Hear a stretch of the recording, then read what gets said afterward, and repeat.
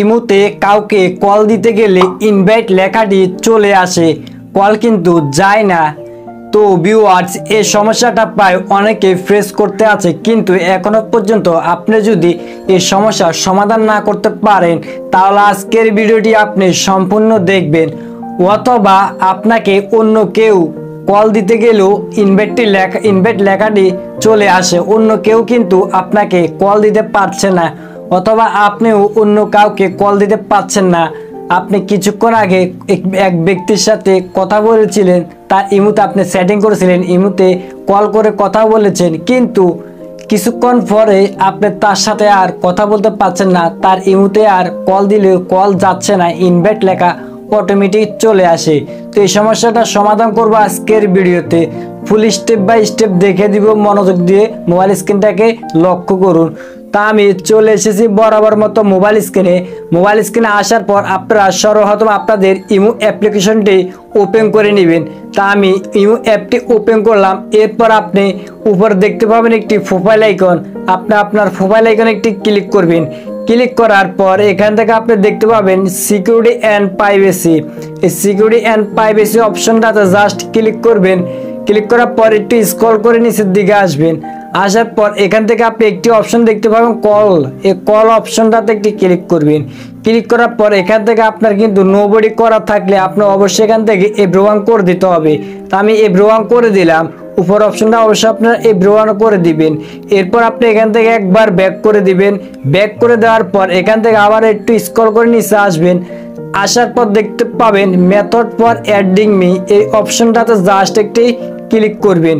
Click করার পর এখান থেকে আপনি উপর অপশনটা দেখতে পাচ্ছেন ফোন নাম্বার, এই অপশনটাতে একটি ক্লিক করবেন। এই অপশনটা আমাদের দেখতে পাচ্ছেন নট অ্যালাউ মানে অফ আছে, এই অপশনটি আপনি এখান থেকে অ্যাডমিট ডিরেক্টলি এই অপশনটাতে টিকমার্ক দিয়ে দিবেন। টিকমার্ক দেওয়ার পর এখান থেকে আপনি একবার ব্যাক করবেন।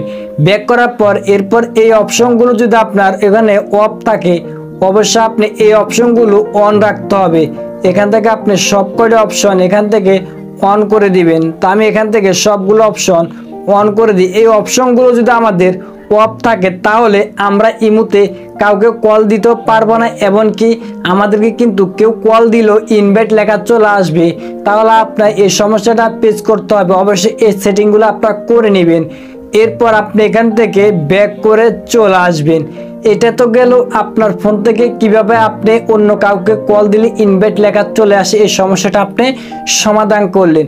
এখন আপনি যদি আপনার প্রিয়জন আপনাকে কল দিতে যায়, কল দিতে গেলে যদি আপনার প্রিয়জনের ফোনও যদি ইনভাইট লেখাটি চলে আসে তাহলে আপনি কি করার, আপনার প্রিয়জনকে আপনি এই ভিডিওটি শেয়ার করে তাকে দেখিয়ে দিবেন এই সেটিংগুলো করার জন্য।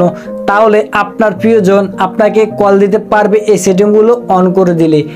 এমনকি আপনি যদি অন্য কাউকে কল দিতে গেলেও ইনভাইট লেখা চলে আসে এই সেটিংগুলো করার পরেও আপনার কাজটি না হয়ে থাকে তাহলে আপনি বুঝতে হবে ওই ব্যক্তিটি কিন্তু এখন আর ইমো অ্যাকাউন্ট ব্যবহার করছে না।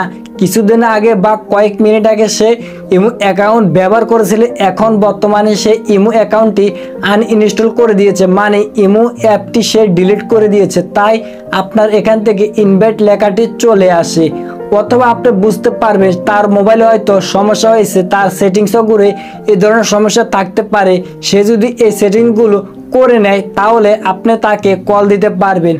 আশা করি আপনি সম্পূর্ণ ভিডিওটি বুঝতে পারছেন। এমনকি আপনি চাইলে এখন এই সেটিংগুলো করার পর এখান থেকে যে কাউকে কল দিতে পারবেন, কল 100% যাবে। আমি আশা করি আপনাদেরকে সম্পূর্ণ ভিডিওটি বুঝাতে পেরেছি। ভিডিওটি বুঝতে যদি কোনো প্রকারের অসুবিধা হয় অবশ্যই আপনি কমেন্ট বক্সে কমেন্ট করে জানিয়ে দিবেন, আমি আপনাদের প্রত্যেকের কমেন্টের রিপ্লাই দিয়ে দিব। সো দেখা হচ্ছে নেক্সট কোনো ভিডিওতে। সবাই ভালো থাকবেন, সুস্থ থাকবেন, টাটা, বাই বাই।